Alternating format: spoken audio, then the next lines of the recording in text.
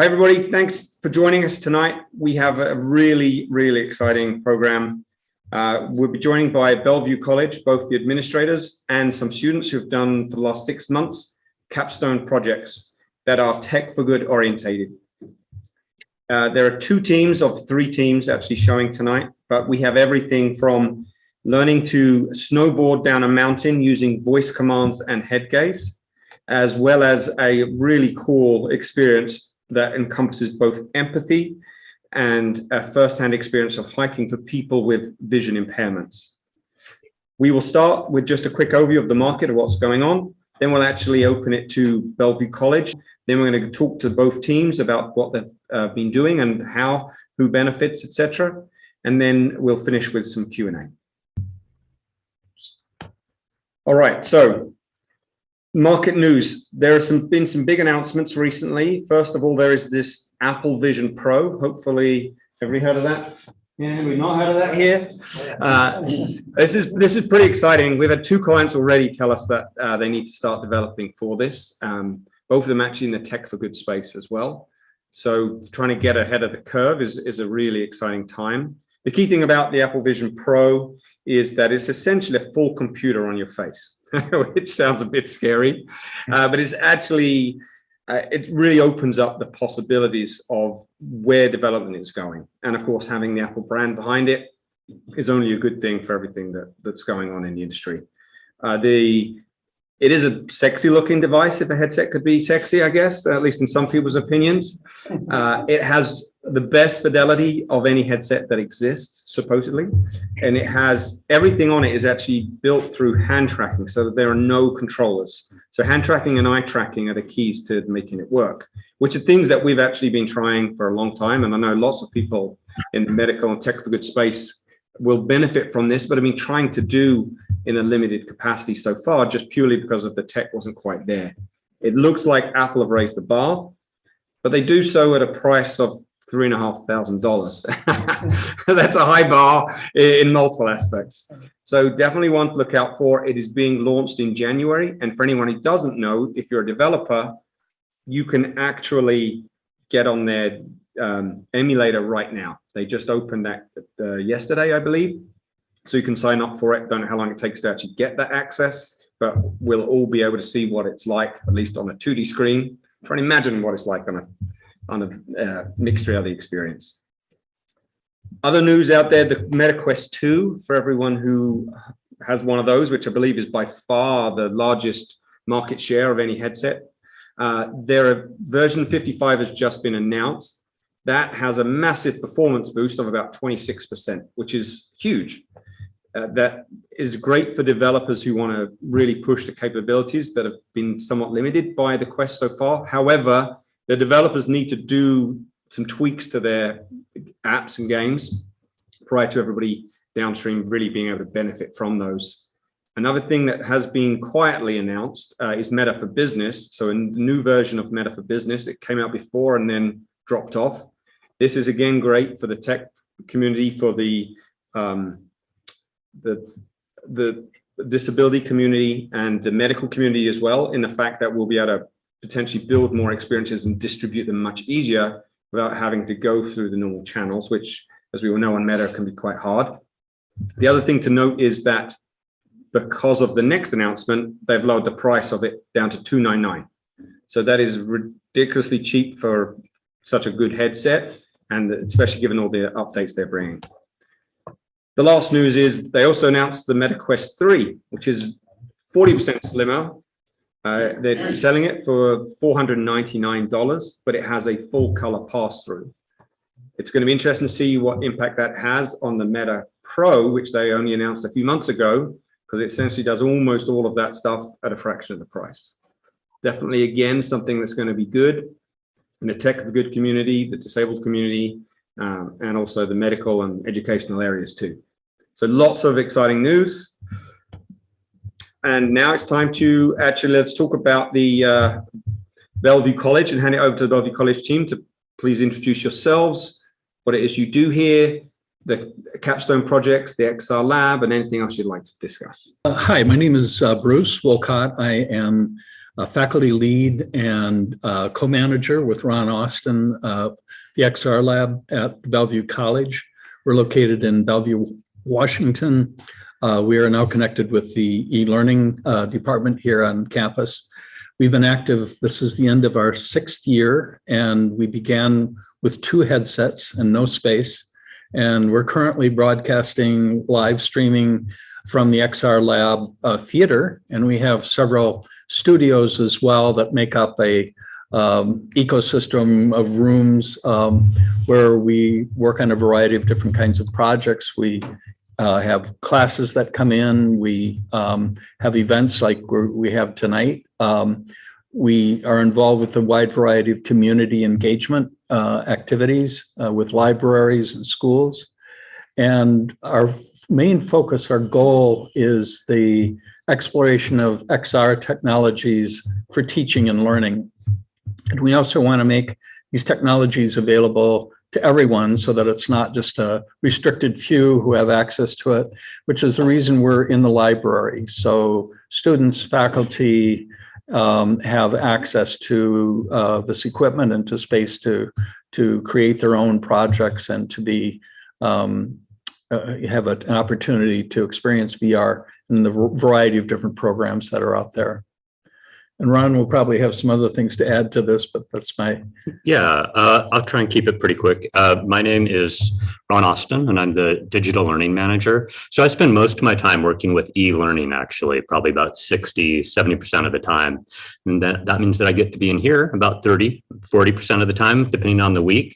My role here is mostly support. And so I do my best to support you, Bruce, and David. And David, thank you for all the work you do with the Capstone projects. So I've been the digital learning manager for like 4 years. And then prior to that, I had a few jobs where I was working over with the healthcare area, and I was doing e-learning for them. And then I taught at the college for about 20 years. I started teaching in the year 2000, and then I taught up through the first quarter of COVID, so into 2020. And so it's a real pleasure to be here with the students, because I don't see students as much as I used to. And I used to teach JavaScript and Adobe products and animation and stuff. So it's great to have this group here. But in my support role, like I said, I don't really do as much. It's mostly making connections. Like I just got back from meeting with Dr. Brian Cobb, who works in music. And so we were talking about a collaboration with the music department, creating some VR, but focused on animation and music.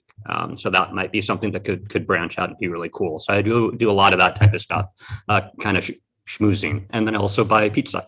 So. Thanks. And, pizza was great. Hi, my name is David Wickstrom, and I'm an XR lab lead here at Bellevue College, and some of my responsibilities include getting the headsets ready, software updates, and also working with the Capstone teams to really try and facilitate these awesome projects that we have going on here at Bellevue College.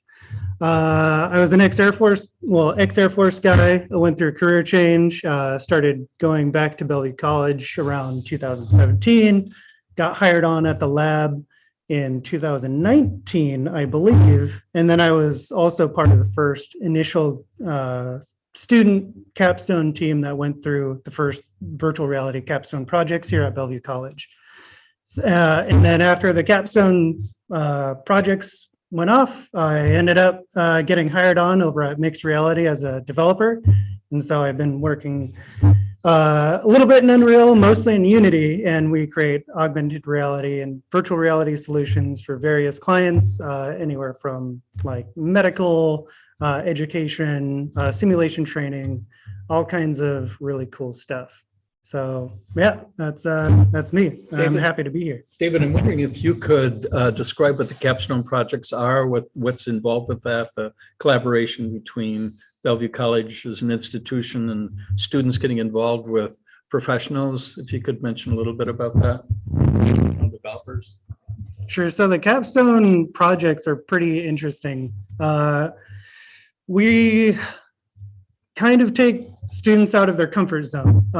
Right now, through our through the current degree program, we're creating like 2D applications, mainly using kind of like older technologies, going through using just like standard IDEs. But VR is such a new field, and the potential that I see for virtual reality and just augmented reality in general is almost limitless. And when we started creating like these, creating these applications and going through these capstone courses, we really wanted to explore kind of the limits of what we could do within a short amount of time, and being introduced to virtual reality with no experience prior. So it's kind of like, all right, you don't have any experience using really Unity or Unreal, and now you're just taken out of your comfort zone, thrown into a massive 3D like gaming engine. And it's like, what can you create within a short amount of time with a few guidelines and maybe a few guidances along the way? But mainly it's up to the students to really push themselves and really like push the boundaries of the technology, and also like just be exposed to VR in a new way. So I just wanted to mention one thing about the computer science department, which David has been working with, a fellow named Pete Ophaven, who couldn't be here tonight. And the fact that this is a collaboration not only with the XR lab and mixed reality, which David enables that connection, but also strong support from the computer science department, who's gathered together the students, and there's an actual program for getting them involved with working with industry professional. And David is a professional himself, former student turned professional the past few years at Mixed Reality. You know, I'll add with that too is the support from Gary Locke, who's the interim president, is now leaving, but he was at the presentations a week or two ago when you gave your presentations, and saw him back there, and so there was support from across the top. So that's great. Yeah, and a lot of our project focuses have been on things that'll benefit the community, either educational applications, exploration, or assistant kind of apps for people with accessibility needs.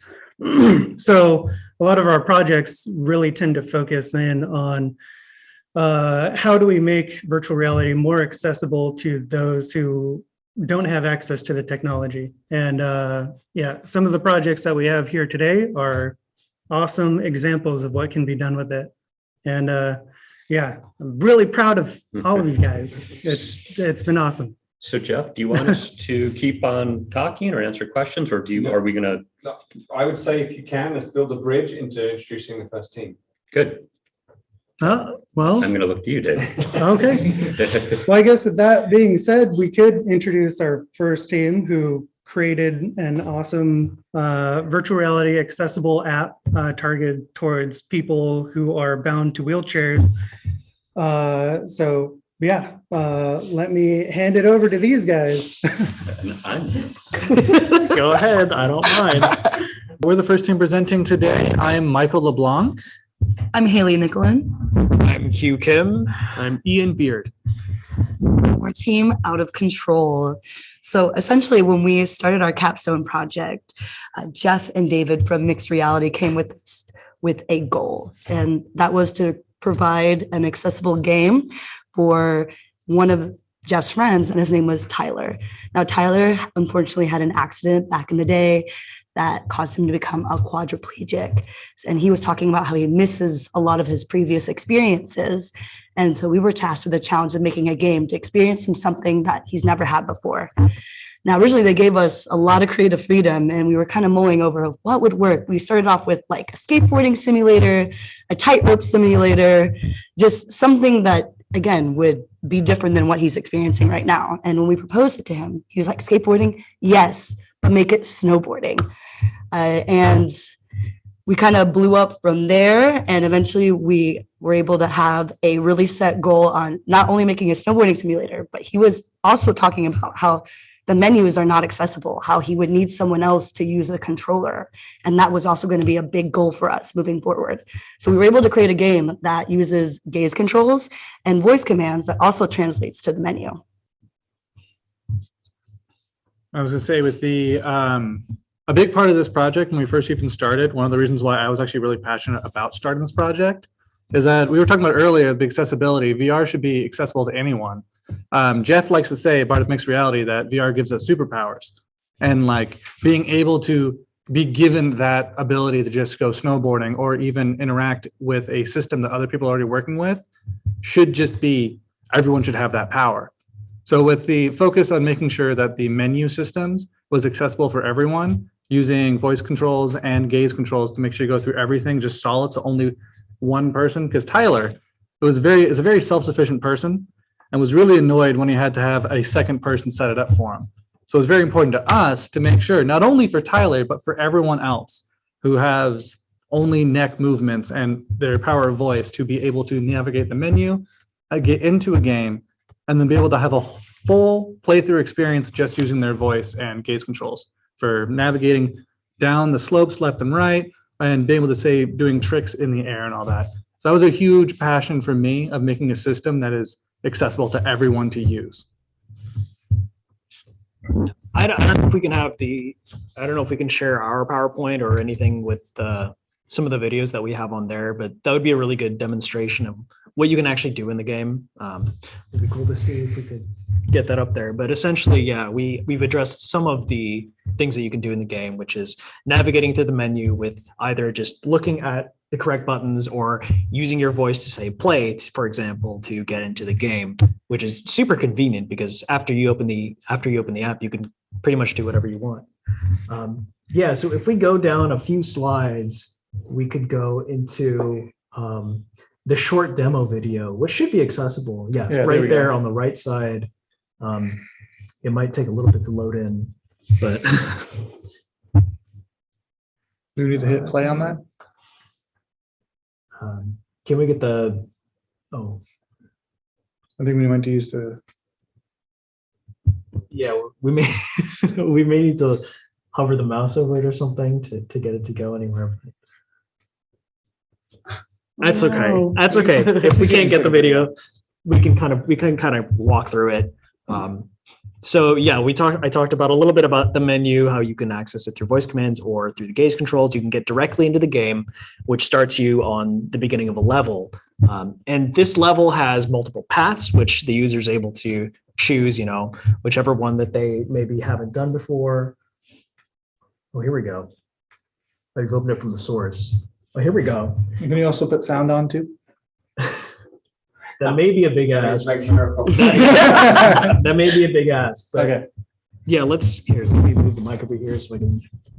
Yeah, let's play this, and you can see how you can't hear her, but Haley is saying play to go to the game.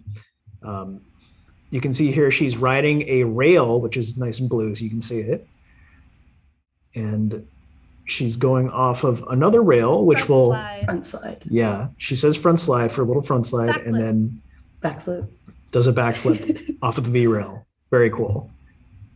And then this one is what is this? This is a regular Front flip kicker. 360. Yeah, she does a front flip and she does a 360. So 2 tricks off of 1 jump. So you're able to do quite a bit if you know how to get the right amount of air.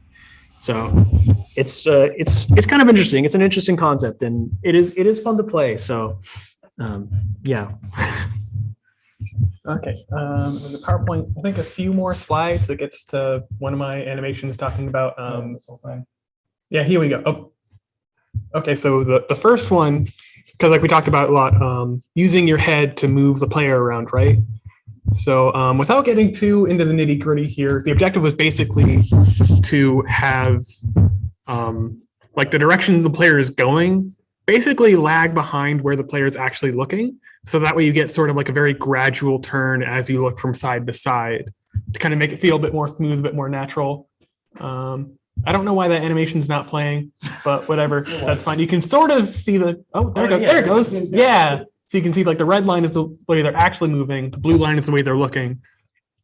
And using Unity's linear interpolation function, you can kind of like pick a point in between, like pick a line in between those two lines, kind of pull it towards it. And speaking of linear interpolation, next slide, the rail system, which uses the same linear interpolation, just a lot more, to basically override the player's movement and guide them along a path. And again, it's basically choosing a point in between 2 points on a percentage from 0 to 100 to basically whittle down the number of lines. So like, you start with 4 points in any given segment. You use linear interpolation to get 3 points moving along those lines. Use linear interpolation again to get 2 points moving along those new lines from the 3 points. And eventually it just gets down to a single red dot moving along a curved path. Yeah, that's a lot of the ins and outs on movements for the game. So obviously we only have a limited amount of time to work on this project. So we have this one level, which is playable in a demo, which we'll be showing off later today. But if we go down a couple slides, we should be able to see a second level, which was in our future scope in our previous presentation. Yeah, a little bit more. Keep going. No. Yeah, keep going forward and Keep going. You should hit on. Is it at the end? Oh, this must be a previous version. Anyway, we can. There it is. Yeah, right there. That's interesting. So yeah, this is interesting. So this was in our future scope in our presentation last week. We talked about different levels with different styles of gameplay. And this one would be a steeper slope. It'd be a lot faster. It'd be a lot longer actually to make up for that. But the objective is to kind of steer your way through obstacles, try to get the fastest time possible. And this one also has 3 different paths. So yeah, we've been trying to implement this, which is quite interesting. It's not quite ready for prime time, but it's just a demonstration of the kind of things that you could do with this concept. It can go in so many directions and still be fun.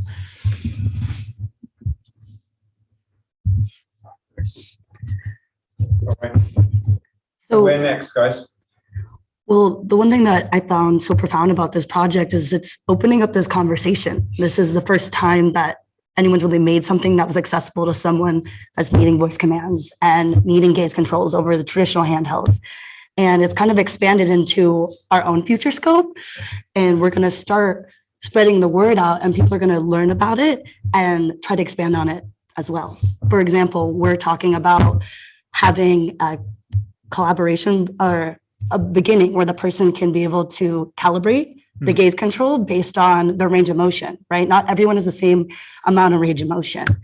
And eventually we'll play around with voice commands and maybe add different languages as well. Anything else? I mean, you really started the biggest part about this that I would like to do forward. One of the things I regret not having the time to do is that dynamic startup for being able to control, or maybe having a more diverse language system and all that. I think those are kind of the biggest things we want to hit on. If I'm able to shout out ourselves a little bit, only one of us used Unity before, only Ian. One of us snowboarded before, and I'm the only person who's ever done VR before. I just one of my favorite things. I'm sorry, Q. But it's just this, talking about the Capstone system of program of throwing kids into the deep end, throwing us into the deep end and trying to figure out sink or swim, make it work. This was a big experience, and getting things to work quickly and learning things quickly to produce something very strong like this. Yeah. Web development students, by the way. Yeah. No game design in our curriculum. So this was an interesting challenge. Yeah. I think that pretty much closes it out, right? That's it. I think so. It's about 10 minutes. I think you guys did an absolutely amazing project. So a round of applause.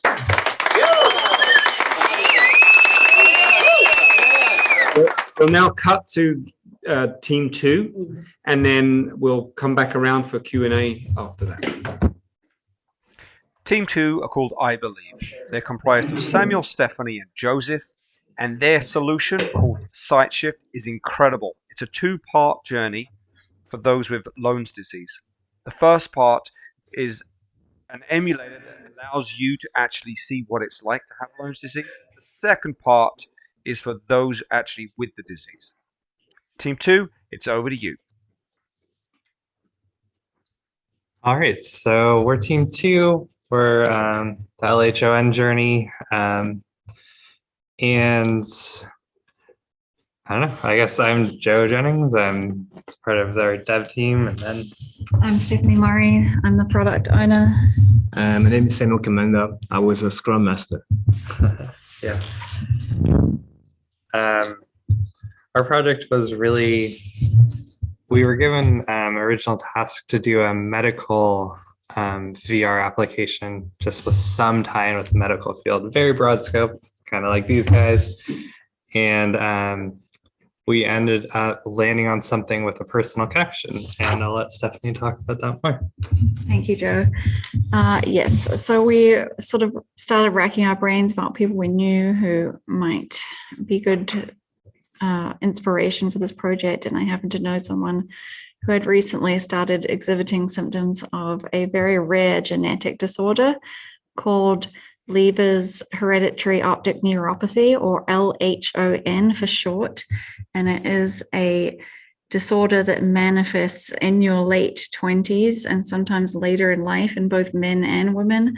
So it comes on kind of suddenly and it's very unexpected. And it definitely has some far-reaching effects in like families and communities. So we thought we might try to create an app based on that. So the person who very kindly offered to participate, his name's Eddie. And we started doing some interviews with him and some testing. And through our interviews and testing the goggles on him, we discovered that amazingly, he was able to see a lot more with the goggles on than he could see in real life, which for him was pretty incredible because he hasn't been able to see clearly for over a year since this started happening to him.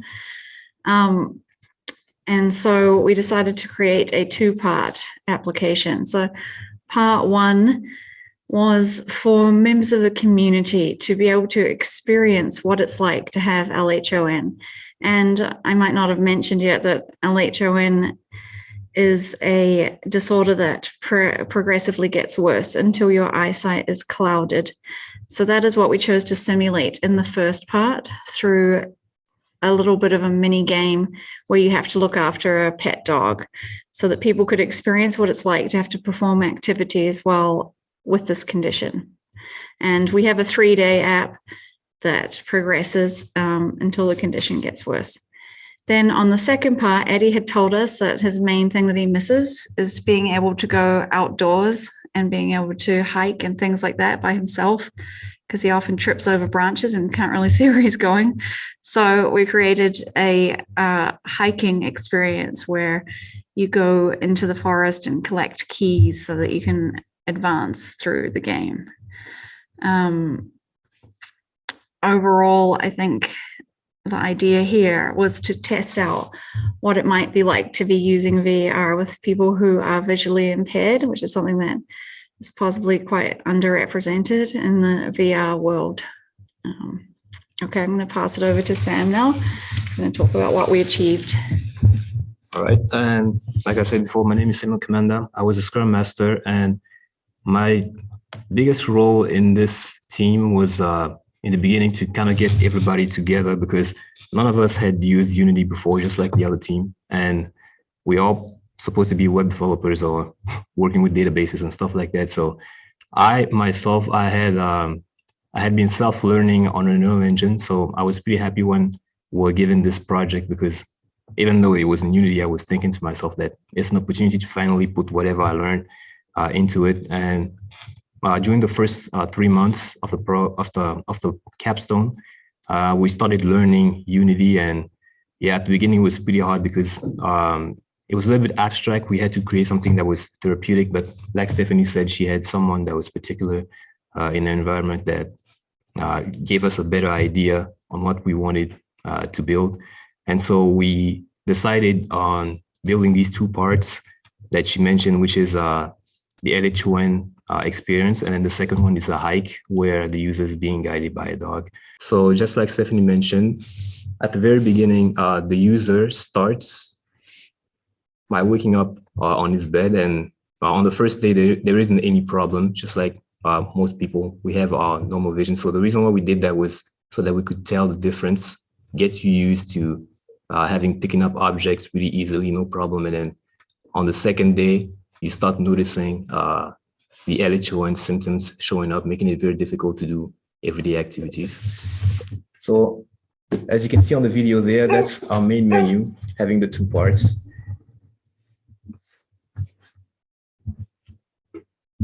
And as you can see here, the player wakes up from his bed.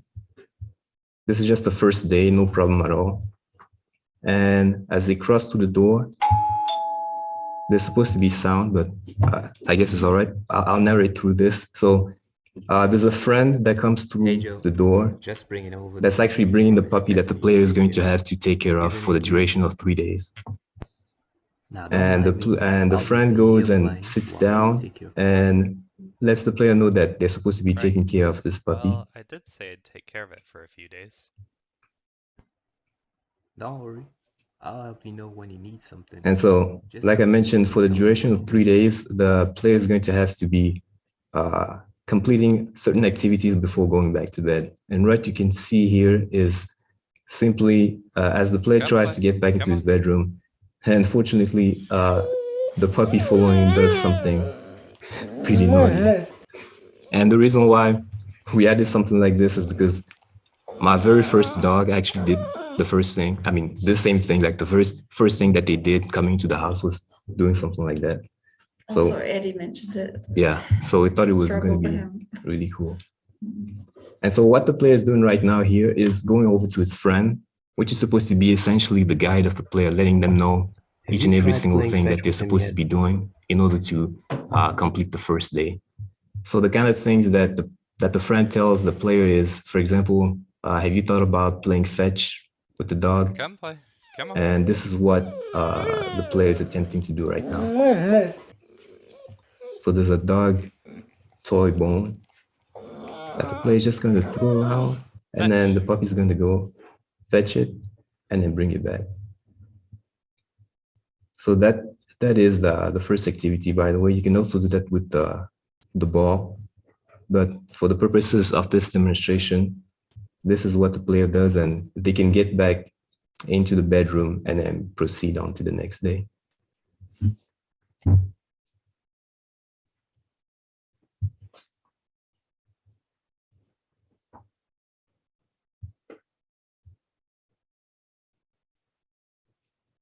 And on day 2, as you can observe, the very first symptoms of LHON begin to appear, making it slightly hard at this point to find your way around the house.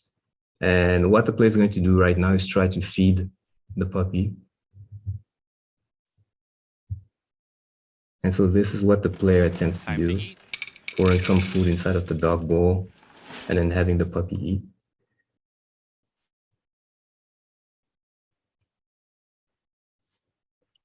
And then right after this is done, then the player tries to get back into the bedroom and then proceed on to the next day.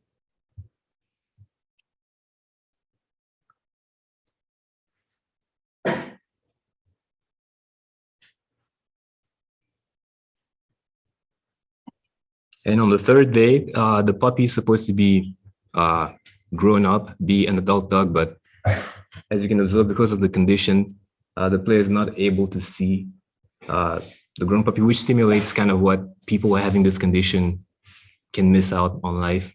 So you buy yourself a puppy, and then the next few years, you can't even be able to experience having that puppy grown up. But for our project, thankfully, you can see what the dog actually looks like in the second part as a grown-up adult. Come play. Come on.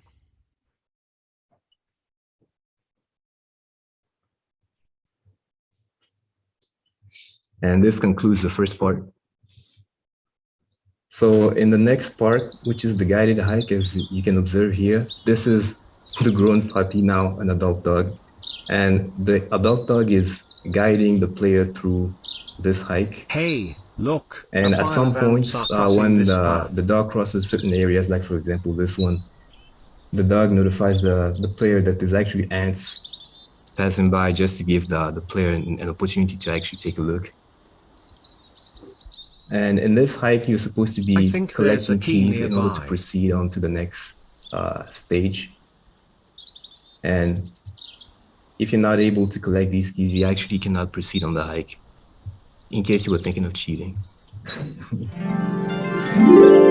Yeah, so we're also thoughtful about like the sound of that we put for the keys when they disappear, putting some kind of a therapeutic kind of sound. And as you'll notice throughout this hike, the dog usually stops when he reaches a certain distance so that it gives the player a chance to catch up to the dog so that you actually don't get lost, because this place is very big and without the dog, you could actually get lost in there.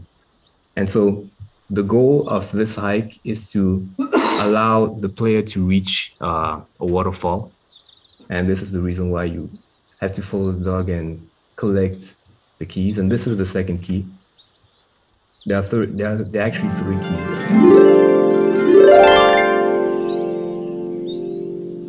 If we're running out of time, maybe we don't need to show the whole video. Yeah, it's close. It's close to the end. Yeah, okay.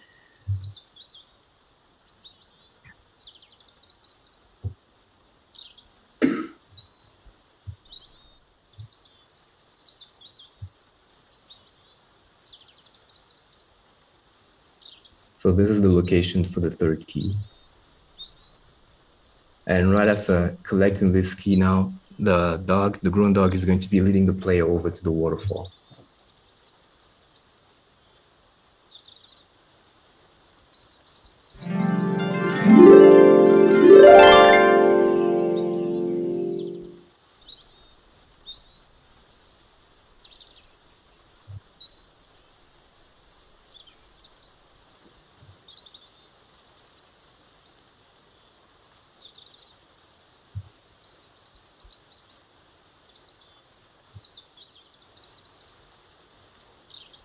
All right, we're getting close to the waterfall.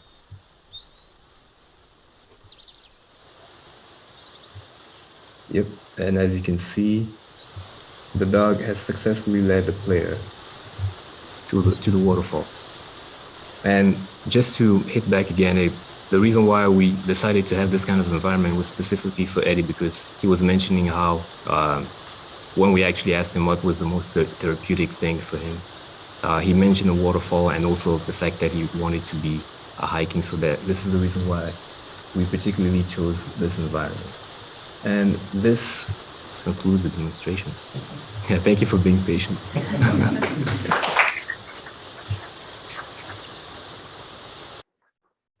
We have Q&A. Is there anything else to finish? I just wanted to.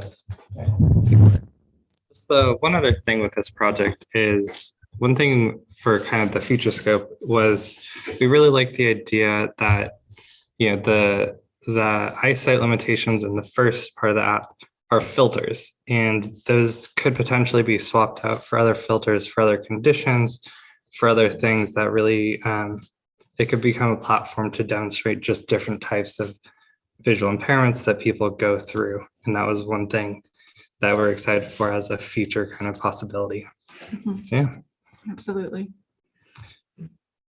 Excellent. All right. Open up for questions. You guys gonna come up? Are we all gonna bring them in somehow? Yeah, I think I'm standing. Yeah, me too. Yeah. Should we just stand? I'm not gonna bring the show.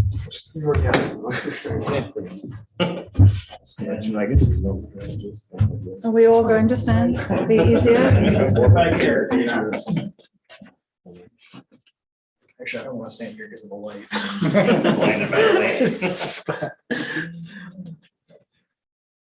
All right. So should we have any questions?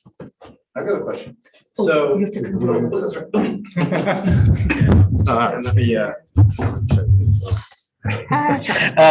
right. Great work, everyone. I wanted to know when you were thinking about developing these projects, XR for Good, what were some of the design constraints or considerations that you tried to bring to the project? A big constraint. Wait, hold up. Do we start with me rambling, or do we need the question again? Start with you rambling. I'm sorry. But Why don't you sit down so you're closer to the mic? Okay, I can sit If down. you're answering the question. or I can stand up closer. Squat. To repeat the question and make sure I don't ramble as much, it's to what was our design considerations based off of Constraints. and considerations and constraints as going forward. So having no understanding of Unity when we started, especially for our program, for someone of a spinal cord injury, already having no knowledge of how VR works. 2/3 of the setup with the headset and controllers out the window, which is one of the reasons why our group went with the out of control name, is because we have no controls. So like we would start looking through tutorials and documentation, and they would go with like, all right, so in order to pick something up, you use the controller. Oh wait, in order to use the menu, you use the raycast from your controller. We don't have a controller raycast. And so we had to really learn and build quickly and on the fly and be able to reiterate quickly as we went through. I think Hugh spent a week on just getting the raycast to work on the headset on a couple of different ways. Thank you, David, for helping with that. Sat with us for 2 hours trying to get that working. That's all you guys. So I think, yeah, the biggest constraint of really design is how are we going to bring a full-fledged game to a person who, for at least our system, with no controls. And luckily with the snowboarding option we had, it's kind of downhill the entire way. So we always have a forward motion. We were lucky with that case, and we really focused on making the control feel good based off the head movements and all that. So really, we just had to chuck half the stuff out and learn and develop moving forward in a quick pace. Do you guys want to talk anything about?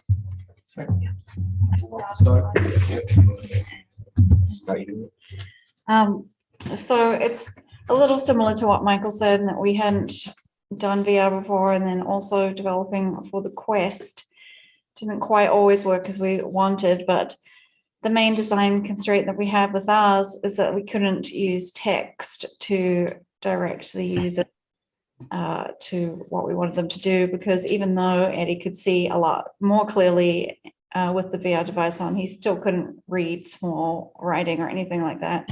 So we had to think about how to incorporate sounds into the app, which became a bit difficult because we had a specific library we were using that didn't work on the Quest, right, Sam? Yeah, on Windows, but Yeah. not on the Quest. Same thing. Yeah.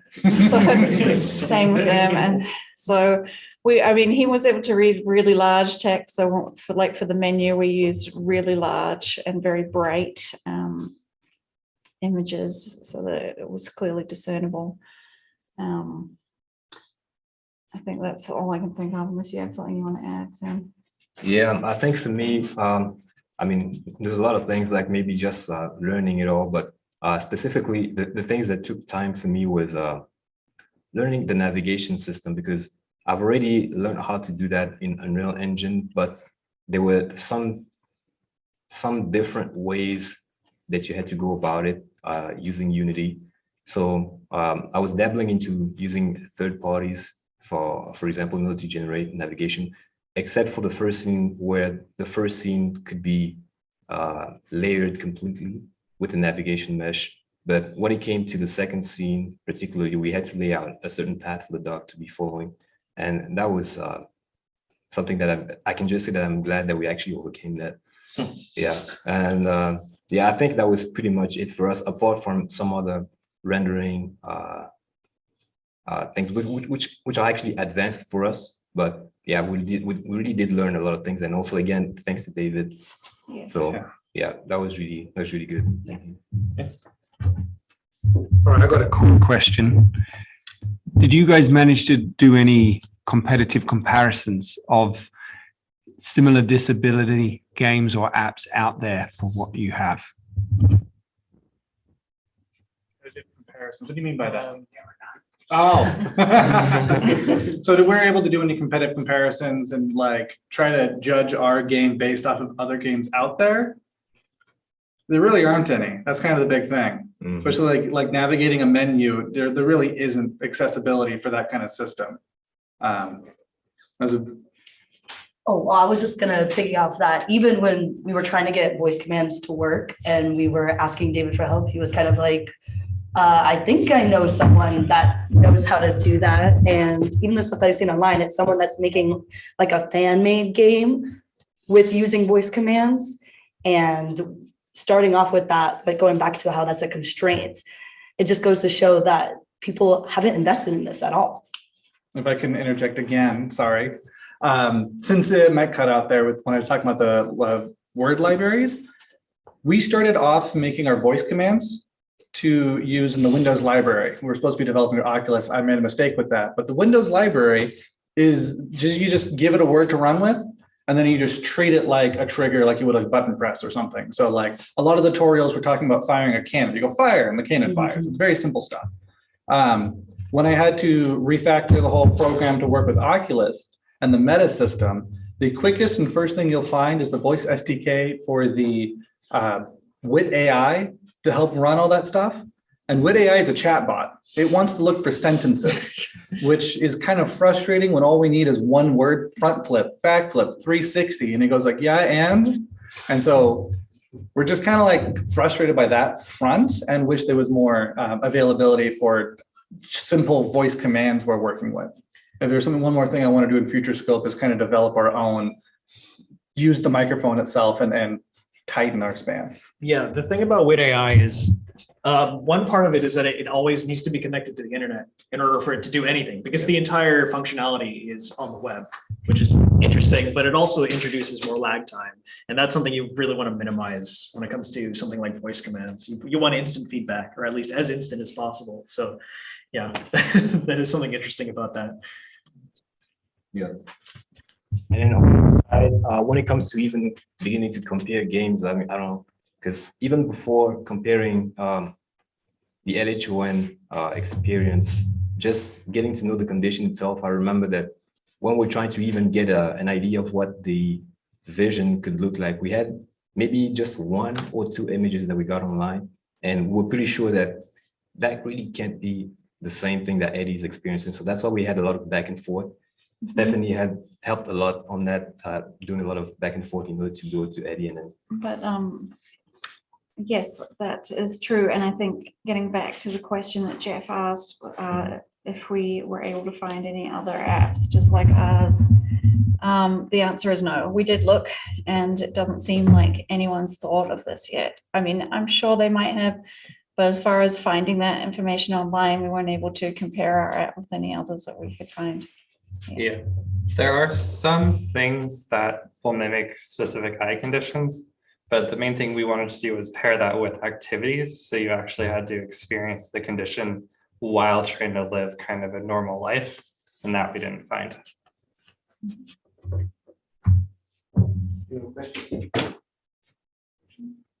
They kind of just answered my question.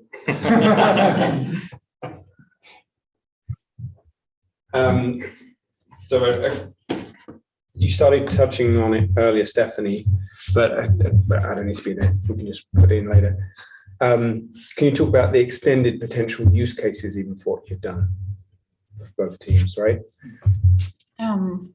Well, I think Joe can address this one. Yeah, so our main use cases that we were interested in future scope would be things like, it really would be just adapting our filters for other eye conditions, also adapting the scenarios and actions within the game for more than just, you know, taking care of a puppy, which was, we wanted at least some kind of hook, and a cute little puppy is, you know, was a great one there. But yeah, it's really the different eye conditions and the fact that we already have a progression built into the game. So it's mimicking the progression of things like that, and which will give people the feel of how life becomes more and more challenging as these conditions progress. Can I add one thing to that? Absolutely. Joe, just with regards to the implications, really, I think perhaps a lot of people with LHON haven't even tried on VR goggles. And also Eddie's family had said, you know, maybe if there was, what they were trying to say is like, if there was a pass through, because he's able to see so close up. And it sounds like possibly the Quest 4 might be better at doing that kind of thing. Like, we don't know how much that technology could help people with vision impairments unless we actually try. And I think that could have far-reaching implications. Yeah.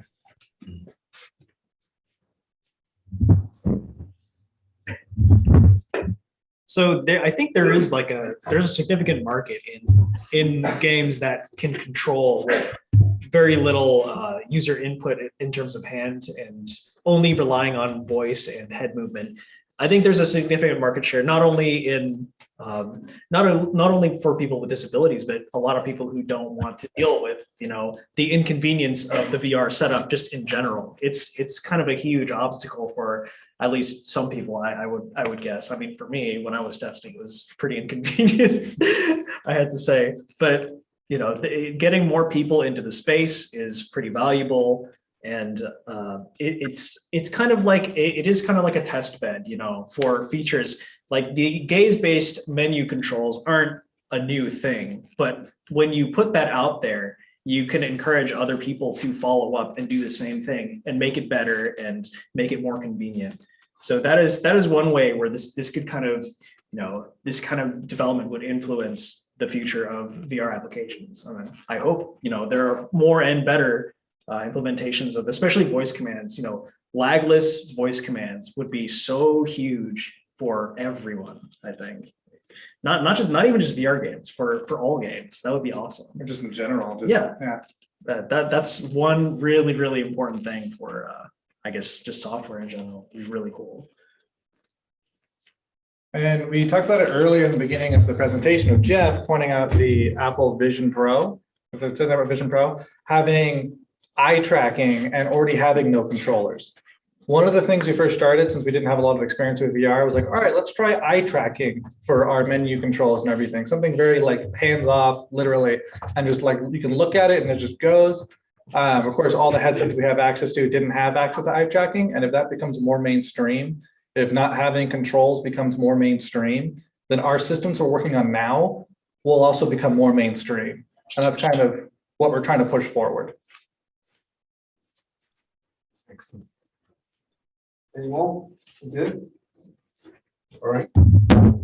Well, guys, again, my hat goes off to you all. You've kind of done a community service in what you've done over the last few months, and wish everybody the most success possible, and hope we'll be seeing you around. We definitely want to keep continuing on your work because like you said, you are like right up there on the forefront of technology right now, particularly in the disability space, the tech for good space. So well done. Thanks very much.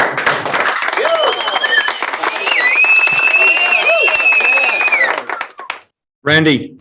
Yes. Over to you. Yeah, thank you so much. That was a fascinating presentations. And I was just wondering, one quick question for the team, maybe just one person can ask. How important was the iteration with the actual end user for you? And how often did you have that person come in, for example, with Eddie and with Tyler?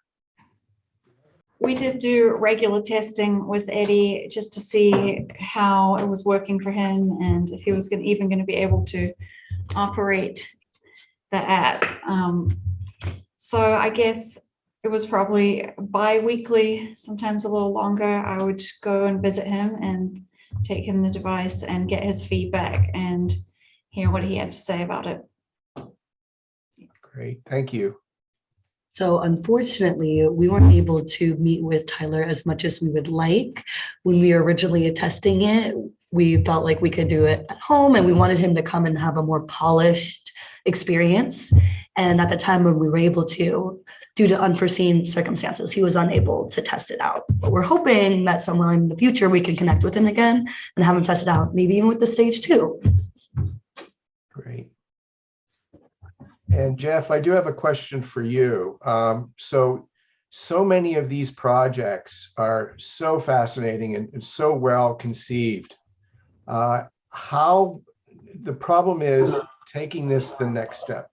What are the barriers to actually taking this to the developers in the mainstream, the STEAM, in the other people like the Quest people, to get that on their platform? Because obviously there's no platform to commercialize these type of software projects. Any tips for these guys? Yeah, so I'll start. We also have some other experts in the room, so if anybody else wants to chime in, please do so. They're obviously the two examples we had tonight, the two games applications experiences we had tonight are very different with a very different audience. let's take the LHON, iBelieve. First of all, of course, you're dealing with a population that typically wouldn't even dream of picking up a headset, right? So there are some huge barriers to entry for those people in general, but you've proven not only can you offer an experience, you absolutely can even push the boundaries of what's known and what's possible. It's clearly an area that needs a lot more exploration. It does mean that there's a very limited audience for it right now. So I think the key thing there is we need to get the medical profession involved. We need to have them hear these stories, see these use cases, and actually see if we can get some grant money and similar to actually help fund further development. Similarly, of course, the likes of Bellevue College, even starting this whole idea is just instrumental in pushing this tech forward for good. When it comes to the second group, the snowboarding using your voice and gaze, that is actually close to something that could be pushed in the very near future, right? It is, if you do a search on the Quest Store or on Steam, the main two applications right now where you can publish a game, there is almost nothing for anyone. And so these are things that we actually, our next follow-up for Bellevue College and mixed reality here is to say, what does it take to push something and put it out there to the public? I would love to use these two as use cases to see, let's actually even try it. Let's see what happens if we push it out and we tell everybody this is a community-centric build, that we're trying to just do some tech for good and promote it and push it forward and see if we can get interest. Because if you are on the receiving end, if you do have a vision impairment, if you do have a disability such as paralysis, you're probably thinking there are no apps and games out there with the likes of the Quest and other VR headsets. And all of a sudden we're saying, actually, that's not true anymore. And not only is it not true, we can build an experience that works for you and also can work for everybody else. That's something we didn't really touch on there.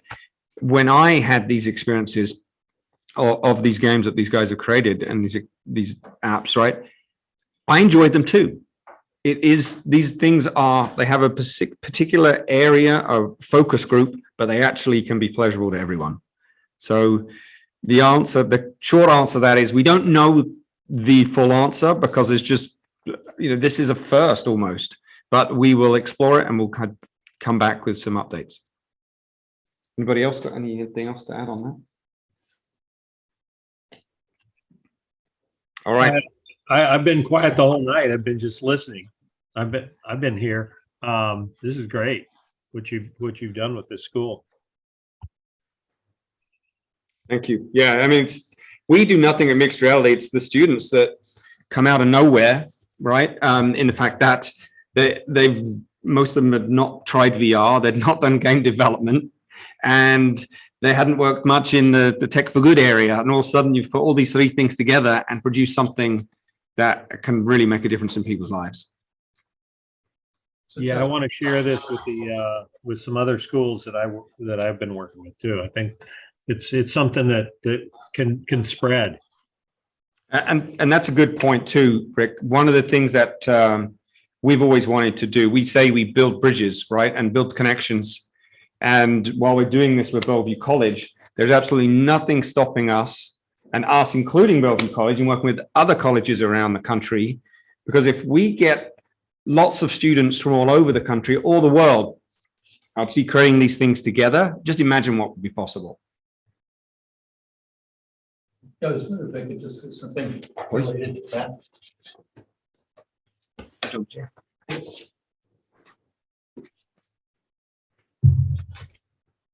First of all, I just found it was really interesting that conversation between Jeff and I took place about 4 years ago.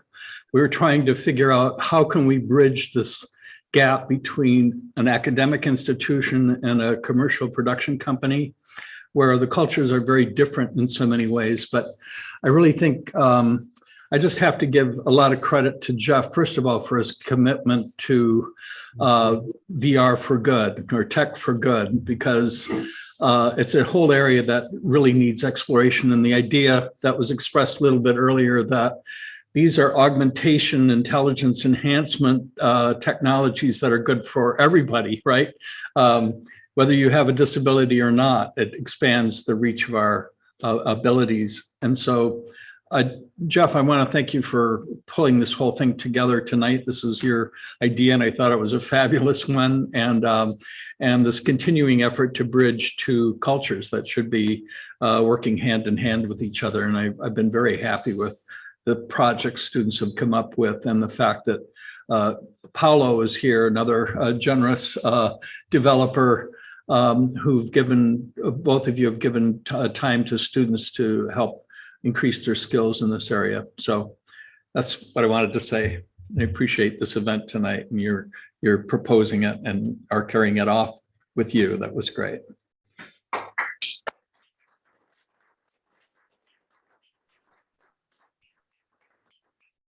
All right, Randy, do you want to wrap? Yeah, that sounds good. Thanks again, folks. That was absolutely incredible. And if you would like to become a member of this group, talk to Jeff. And obviously, he's our connection here. And absolutely awesome work. And I hope for the very best for your futures. I believe it's very bright. Thanks a lot for your work.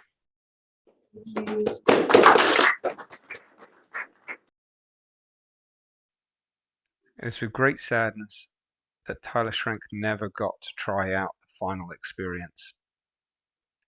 When we made this video, he couldn't attend because he was sick, and unfortunately that ended up leading to him passing away.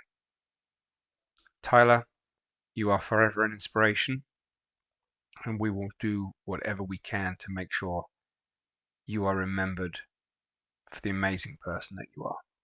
We love you, mate.